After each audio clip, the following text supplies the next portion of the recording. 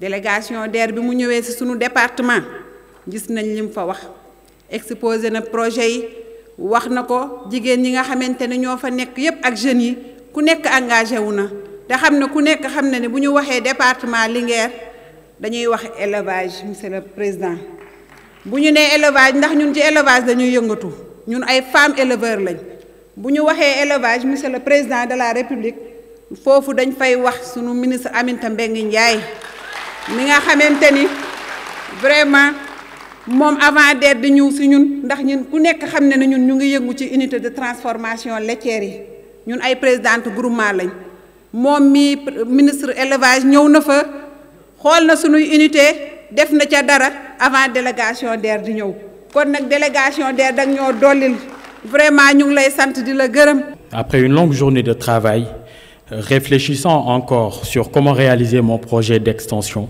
je suis allé livrer une commande à une cliente qui est agent de la DER.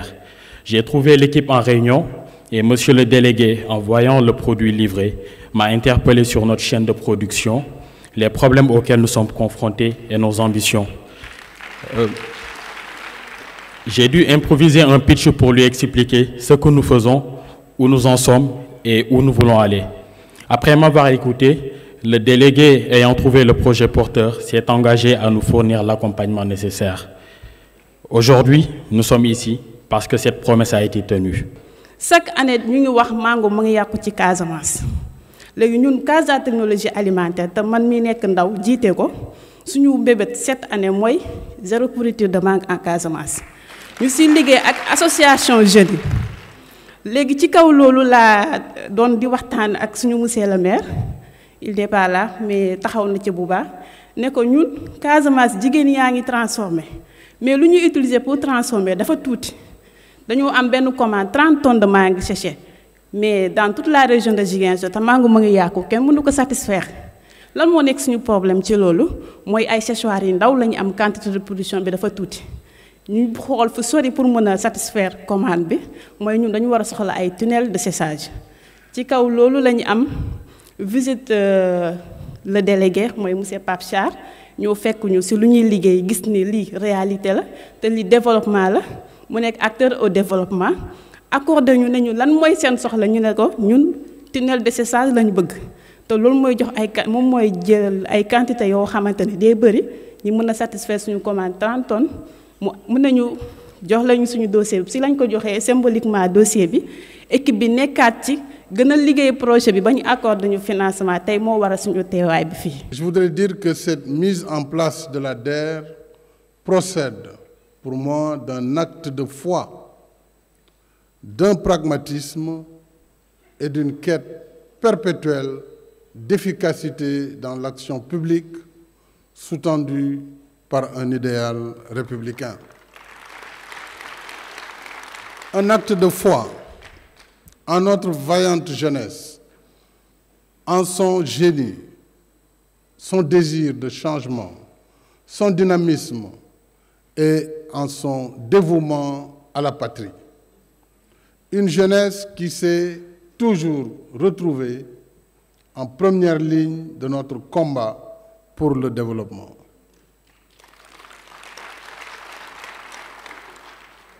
Un pragmatisme dicté par le profil démocratique de notre pays, un pays marqué par la jeunesse de sa population, dont 50,4% est âgé de moins de 19 ans.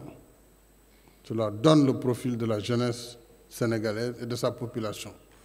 Cette population est également constituée en majorité de femmes, représentant une force productive indispensable à l'amélioration de nos performances économiques et sociales. Une quête d'efficacité dans l'action publique, car j'ai la forte conviction que par leur créativité, par leur dynamisme, par leur humilité, leur courage et leur résilience, les jeunes et les femmes constituent un précieux atout pour accélérer notre marche vers l'émergence.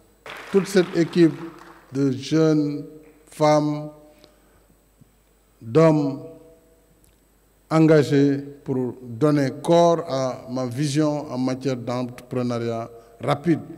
C'est bien la preuve que l'État peut avoir des mécanismes qui fonctionnent de façon optimale. Il s'agit simplement d'y mettre les contenus, les hommes qu'il faut, les hommes et les femmes, il faut comprendre les hommes avec grand H.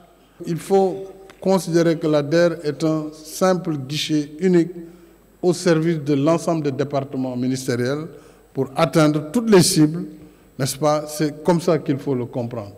Donc tous sont clients de la DER et tous doivent venir postuler à travers leur fichier afin que l'efficacité recherchée puisse être trouvée. Et c'est pourquoi ce sont sur ces mots que je vais vous quitter en vous donnant rendez-vous très bientôt. Je vous remercie de votre aimable attention.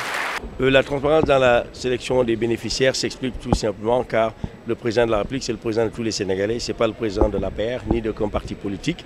Et l'objectif qui nous a été fixé, c'était de mettre en place un système transparent où tous les Sénégalais et toutes les Sénégalaises se retrouvent. Car nous avons été attaqués de toute part par l'opposition, mais aussi par les partisans du pouvoir, pour dire pour les uns que nous sommes au service de la politique du président, pour d'autres que nous ne sommes pas au service du président de la République. Donc c'est pour ça que nous avons décidé de mettre en place ce processus transparent qui permet d'identifier les bénéficiaires qui nous envoient leur financement, qui auront le financement, leurs noms seront affichés chez nous, mais aussi dans les préfectures, et aussi ceux qui ne paieront pas, leurs noms seront affichés.